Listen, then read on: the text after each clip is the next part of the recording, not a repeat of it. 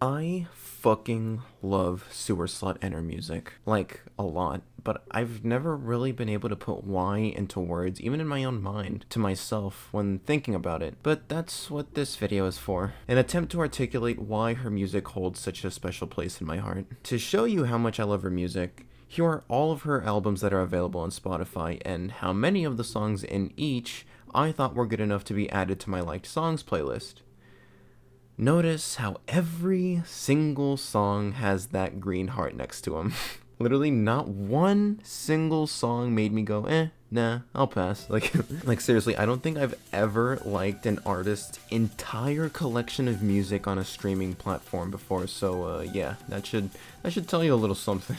Also, just before we begin, I want to apologize in advance if this video ends up coming across as unprofessional at times, in terms of how I speak, or how it's just me rambling and geeking out like a nerd who's high on weed about why I love Sewerslvt's, aka Junko's, music. But yeah, I just had to make this video to show my appreciation for her music, and to explain how I like to interpret the music in my mind so that it helps me in everyday life. If you can relate, cool, and if not, that's cool too, just please don't make fun of me. Oh, and if you also enjoy her music, please feel free to share your own reasons as to why in the comments below, as I'm always interested to hear how other people interpret others' art. So yeah, let's get started.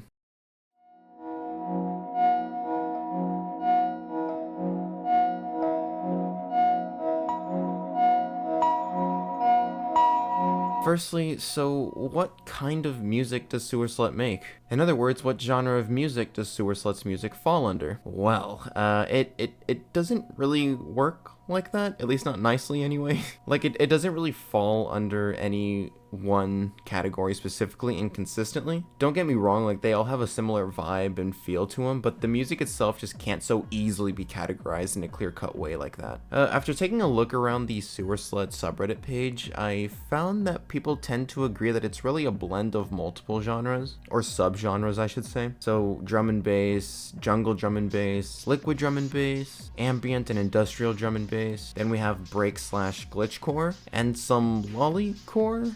I'm not too familiar with what the fuck that is, but hey, if Junko is doing it, then guess what? I love lollycore, okay? I don't care. But yeah, here's some audio snippets of some of her stuff in case this is your first ever time hearing about Sewerslvt and her music. So yeah, listen to this shit and tell me it doesn't just make you feel like you're floating in empty space within the deep recesses of your goddamn mind.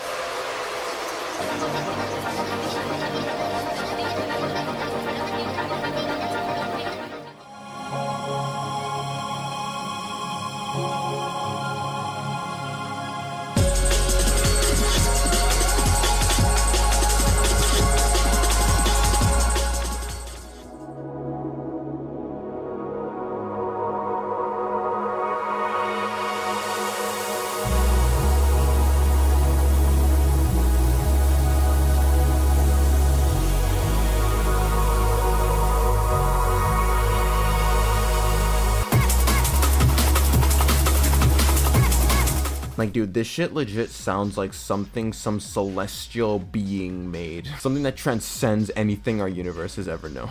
Okay, no. But for real though, with that, with that next level otherworldly stuff being said about the music, ironically enough, it's helped me in the past stay grounded mentally, which I really appreciate. Now, as for why exactly I love Sewerslvt's music, it really just comes down to two reasons. They're both personal examples, so please don't cringe at me.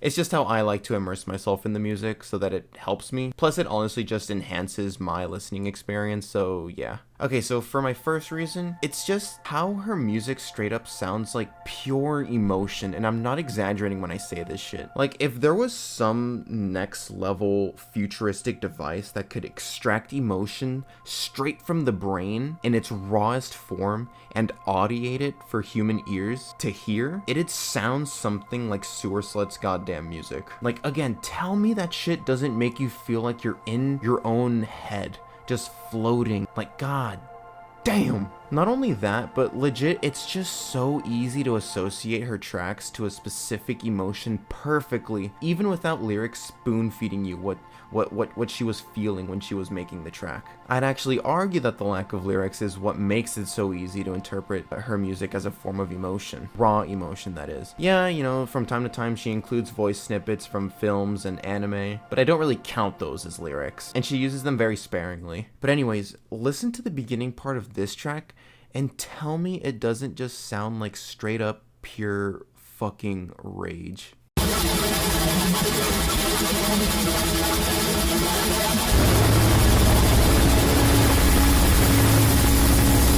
Then, as the song goes on, it turns into this.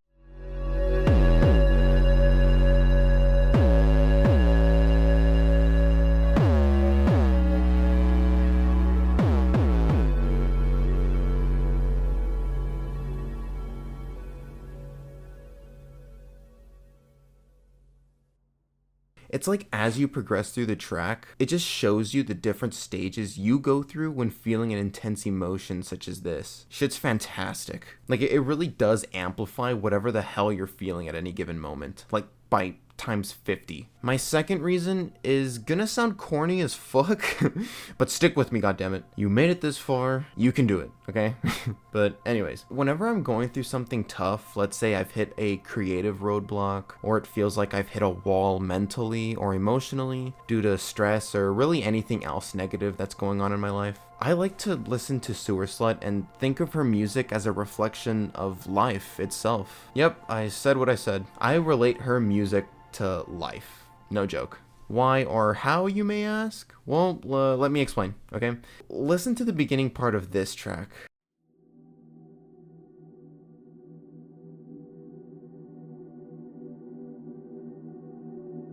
I feel it now. The ghosts. The people who still exist but shouldn't. Mistakes never fixed. When I hear parts like this in her songs, I like to think of them as moments in my life that have gotten me down in the past. Moments that really tested my mental toughness and even made me second guess myself from time to time. But yeah, then listen to this part. Down the drain.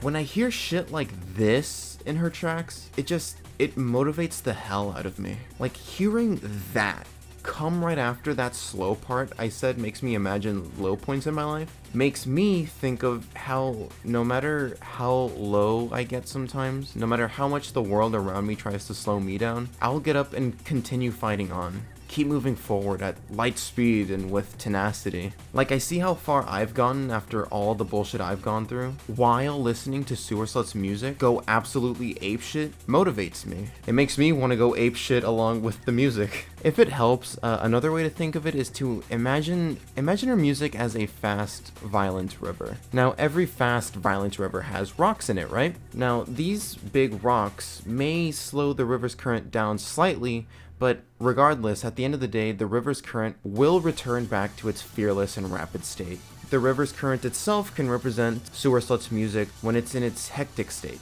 while the rocks that slow it down represent two things to me: the slower parts of the music, as well as difficult points in your life that slow you down. Yeah, that's just how I've always loved to imagine her music over the years. Just it's helped me a lot. Now, with all of this being said, I must clarify something. This is again how I personally like to interpret some of her tracks, as someone who now has a much more positive mindset than what I used to have. But in an objective sense, a lot of her music, if not all of it, is indeed reflective of not so great experiences she's had in her life, and as a result, her mental state probably isn't the best either. Now, how can I say this with any amount of certainty? Well, in the process of making this video, I came across this. It's, as of the recording of this video, Junko's last Patreon post, letting us know that she is leaving the music scene. That, coupled with saying things like, "My downward spiral has already begun," and that her next and final album will mark the end, sounds very, very concerning, and has a lot of us worried as her supporters. Not much is known in regards to the specifics of her situation, but they certainly can't be good if we're taking into consideration,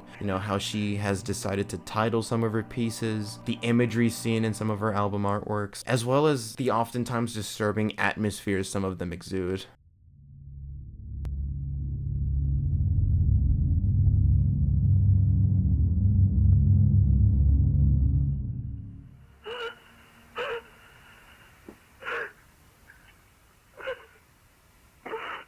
It makes me very sad that there seems to be a pattern that's been seen time and time again with the most brilliant and talented of artists. That pattern being that these artists' lives are almost always filled with traumatic experiences, leaving them in a state of distress and loneliness for very extended periods of time. The most beautiful works tend to always be tied to ugly life experiences. As to why this seems to be the case, one can only speculate. Perhaps it's a result of the mind having no one to outlet its distress to through direct verbal communication. So instead it relies heavily on art as its form of expression. It's when in this state that we get the rawest portrayal of human emotion. It's truly both a beautiful and a tragic sight, or in this case, sound to behold.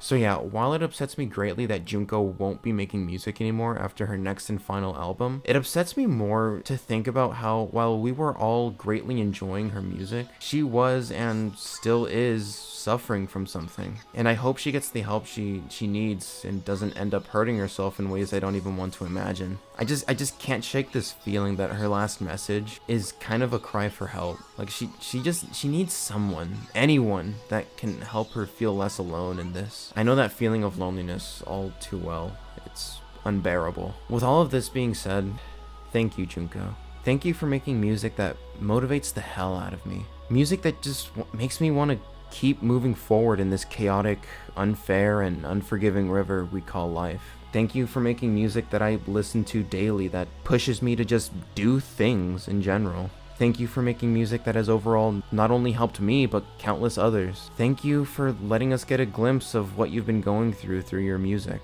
And lastly, thank you for simply existing. Whether you believe it or not, regardless of the fact none of us personally know you, you've impacted a lot of us with your work. But also know that you're more than your work. You're a valuable human being with undoubtedly an inspiring story. I mean, look at how far you've come and how much you've accomplished. So I sincerely hope things get better for you and that you can reach a better state of mind. It won't be easy, but you can do it. Take all the time you need, and don't feel obligated to come back to making music if you don't want to. But if you do, know that we'll all still be here, excited to hear what your brilliant mind creates for us. Farewell. For now.